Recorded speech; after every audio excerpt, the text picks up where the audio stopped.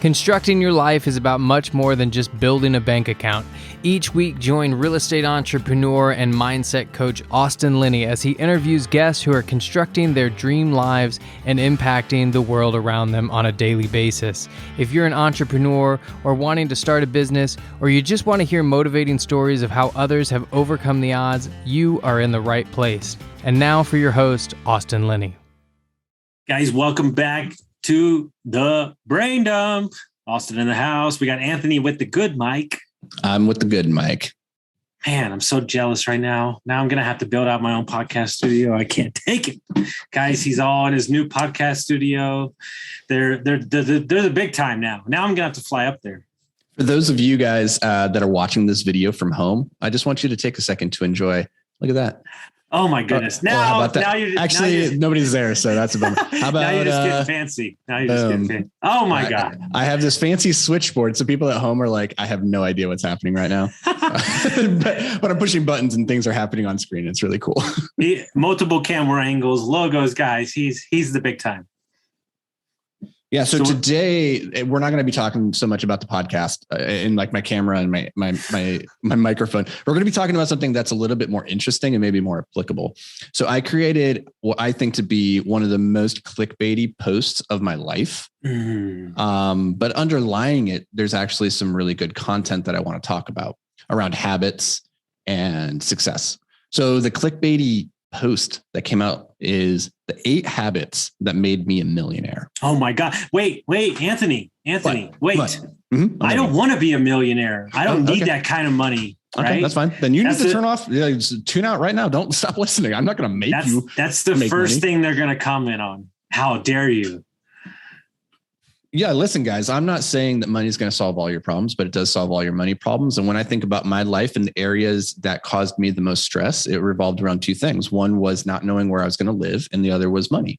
And once I solved those 2 issues, it allowed me to move up Maslow's hierarchy of needs. I'm no longer worried about my basic requirements, my basic survival. And now I can focus on things like self-actualization and becoming my best self and having a bigger impact on the world at large. And so, listen, I'm not saying money is the end all be all, but listen, if you're of the mindset, like, I don't need money.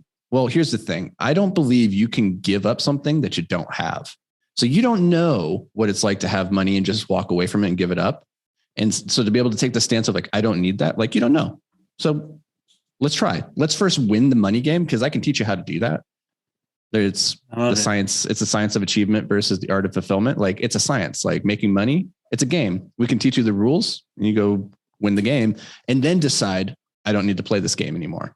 All right. So number 1 on here, reading.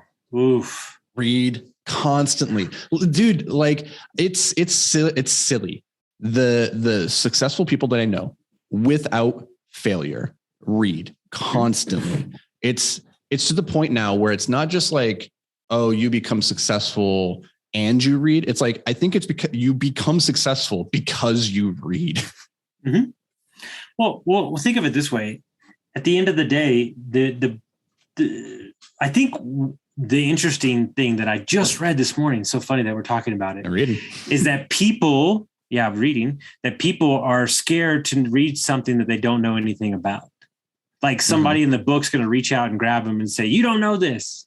But like, isn't that the whole point of reading, is to challenge the mind and press the limits of new things? And maybe you don't learn it the first time, but as you continue to get basic information down, then you can constantly build on top of that knowledge base.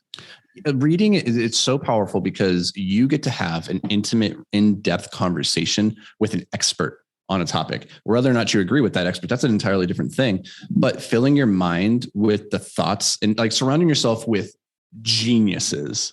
And because you can pick and choose which books you read. You don't need to read 1,000 books. You could read the same 100 books over and over, pick the smartest people in an area and just keep reading their thoughts and then thinking about it. And this isn't just reading with your eyeballs. I will go ahead and count Audible as well. Really what it's about is consuming material that somebody else has dedicated a large portion of their life to create. It's different than a blog article, and reading blog articles and those things, those are good too. But I think books in particular, the person on the other side that created it, they spent a long time mastering that craft. And so spend some time unpacking what they spent so long packing. Dude, I'm reading a book right now, and don't get me wrong, it's not an easy read, but I'm reading a book called The Secrets of Sand Hill, and it's about private equity firms. And this guy spent 40 years in Silicon Valley in private equity firms. He's basically breaking it down soup to nuts. Why would I not get a firsthand experience?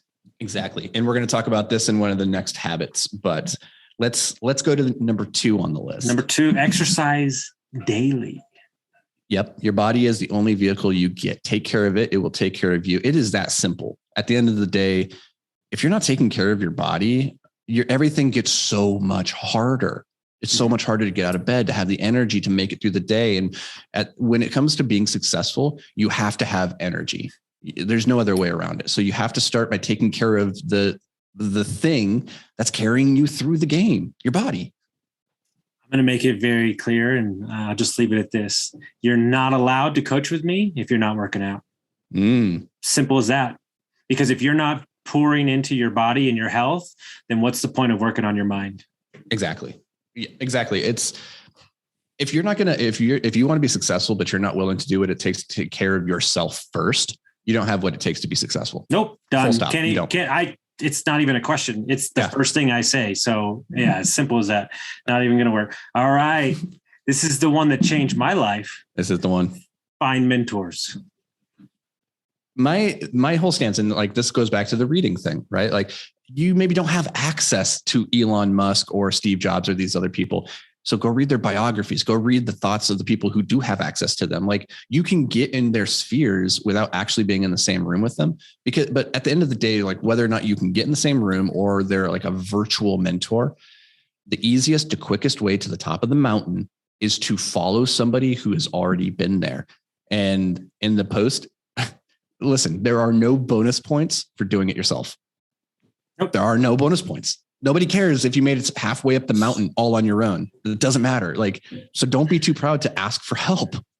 Dude, I was talking to these guys from lives in Japan about crypto NFT this morning. And we were talking about how decentralization of technology and everything has made it more available with social media to get to talk to anybody about anything. But ultimately, I've spoken to somebody in England, Japan, Spain, Minnesota, California, and Chicago today. So you don't have any excuses anymore by having access to people and knowledge and get surrounded by that. Water finds its level.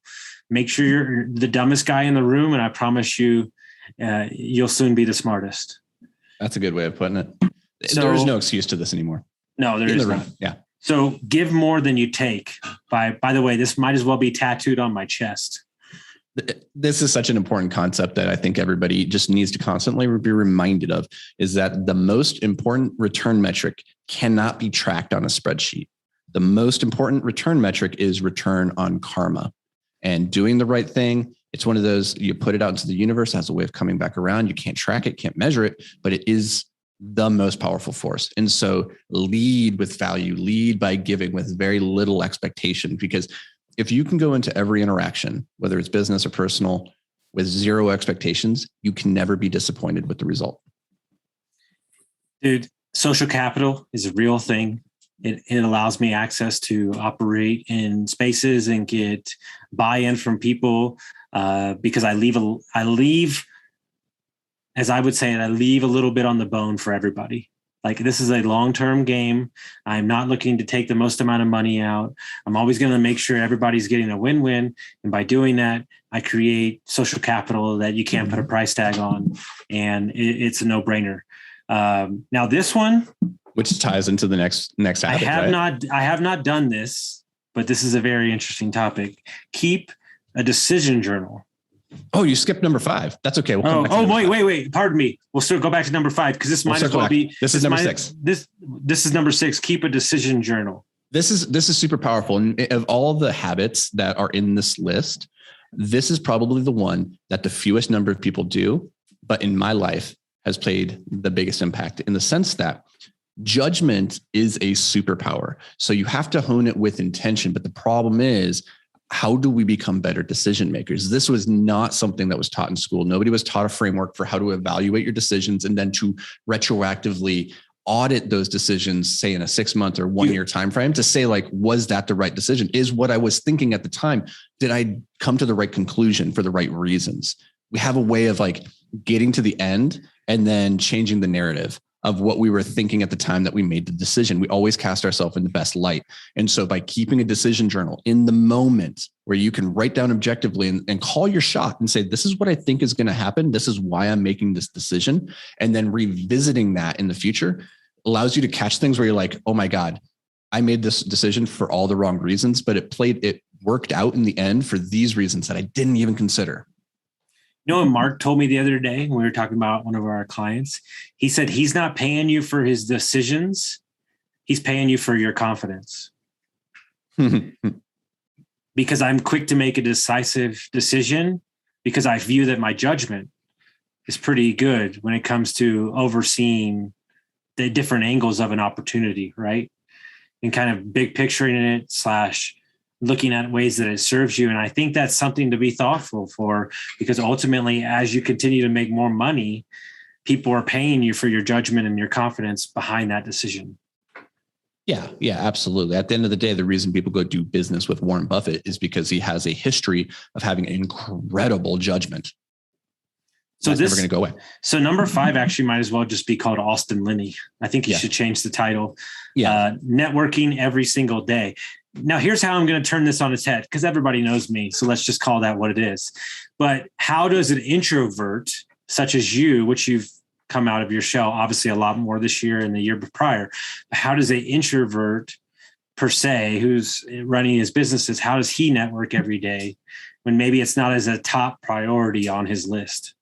Well, that's the first thing, is you make it a top priority. And I don't want to hear conversations about introverts, extroverts. It's a moot point. I don't care if you are an introvert. It doesn't change the fact that this is important and you should prioritize it. It's going to be harder for you. Nobody said it was going to be easy. Nobody said the success was going to be easy. There's going to be a lot of things when building a business or building a successful life that are not easy, that don't come naturally to you. It doesn't mean you don't do them or you get to use that as an excuse. There are some things that I'm way better at than Austin. He doesn't get to complain about those things in the same way that I don't get to complain about not liking networking as much as him or being naturally inclined to do it. So it doesn't matter if you like it or not. It needs to get done. And so the only way to do that is to prioritize it and say, I'm going to do it. I love that. Guys, I could sit here, but everybody knows my freaking stance on this. I'm pretty sure it's literally tattooed on my forehead. Now, this is an interesting one, because I feel like we've talked about this before, you and I was in Sedona. I remember where I was. We have brought the practice daily gratitude into our routine, and I think it has since lost some of its value. Yeah, I would agree with that. So this one is practice daily gratitude. And the thing is, we definitely bastardize it, but that doesn't change the underlying fact that gratitude is incredibly important for creating a life of satisfaction. By actually looking and being grateful for what you have around you and not just wanting more, but being content with what you have and how your life is at that moment.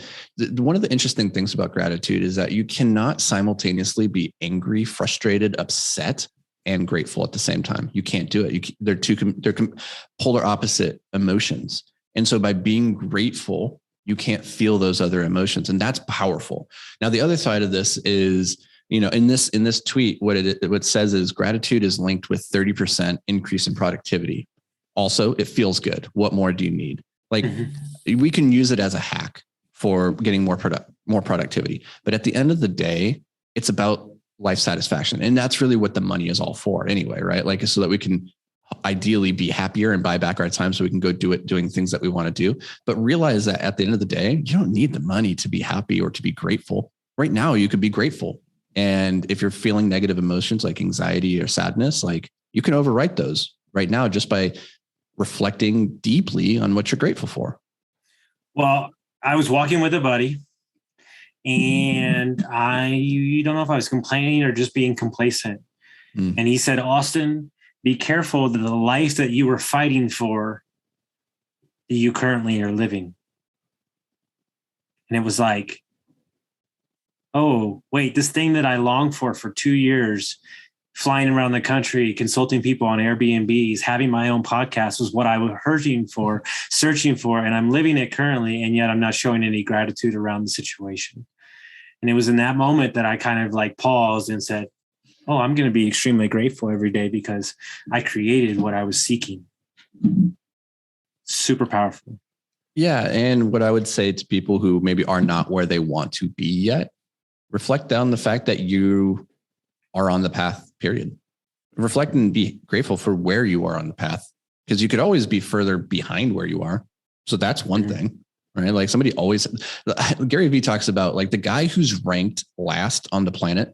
Like if you were to rank everybody in terms of like how much money they have or happiness or like their life circumstances, there's a guy out there who's ranked 7 billionth, right? There's a guy out there ranked number 1, but there's a guy who's out there ranked 7 billionth. And you're not that guy. If you're listening to this podcast, you're not that person.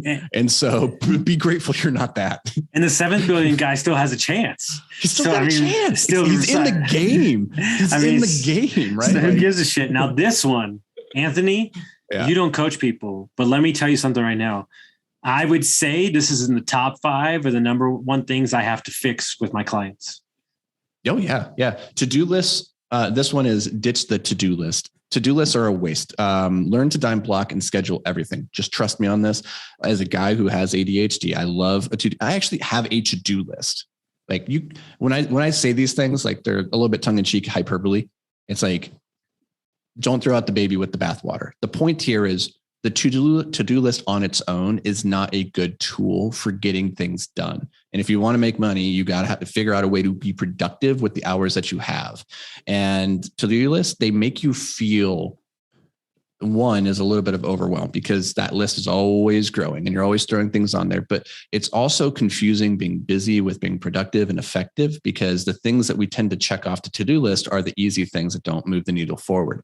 And so more important is to time block, to take control of your schedule by every single day, taking that to-do list and transposing it onto the calendar and actually scheduling when you're going to do the different tasks so that you can be sure that, 1, the things get done, but 2, the things that you need to get done are the things that are making it onto the calendar. So you're scheduling your perfect day. And when you do that, when you take back your schedule, it's so empowering, because you start to realize like there's a lot of things on your to-do list that just don't matter. I have things on my to-do list that have been there for months, and they're going to be there for a couple more months, because when I'm looking at my calendar and I'm like, I have an hour here that I could dedicate towards something. What's the most important thing I can move forward? It's not, there's a lot of things on my to-do list that don't make the cut. So start time blocking. Dude, the oxymoron is discipline creates freedom. That's what people don't understand. And if, I've met high achievers that literally schedule time that they take their wife to dinner or they play with their kid, because if they don't, then they would get what's left over. But by scheduling it, the kid, the wife, the spouse actually knows that they get that time. So you don't have to spend all week thinking about when you're going to fit them in. Mm-hmm. Or if you will, I do the same exact thing. My girlfriend, Jamie, she has my calendar and she schedules time in there. She's like, I get you for this time. And I go, cool. I know when. And then you don't have to think about it anymore. Yep. Dude, by the way, maybe we should do lists for every episode. Concise, clear, listicles, man. fast. People love lists.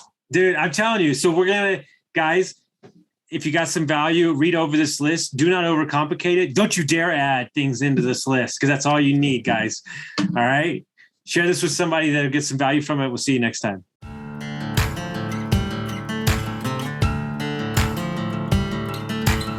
Thank you for listening to Construct Your Life with Austin Linney. If you enjoyed this episode, be sure to rate, review, subscribe, and pay it forward by sharing with a friend.